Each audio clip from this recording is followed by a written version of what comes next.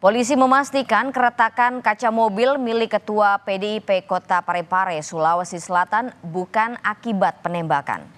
Hal ini diketahui setelah polisi melakukan pemeriksaan langsung pada kendaraan milik Ketua PDIP Kota Parepare tersebut.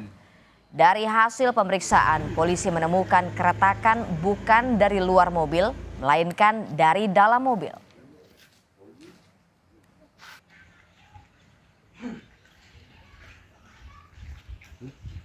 Kami dapat menjelaskan bahwa berita yang beredar adanya penembakan mobil Ketua PDIP daerah Kota Parepare itu tidak benar.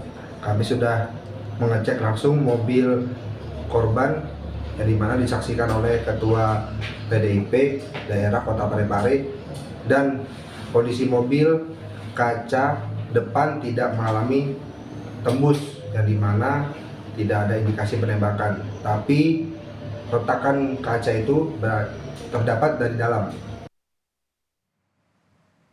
Sebelumnya pada mobil Ketua PDI Perjuangan Andi Mustafa Mapengara ditemukan bekas kerusakan pada kaca depan saat mobilnya diparkir di halaman sebuah rumah sakit Hasri Ainun Habibi.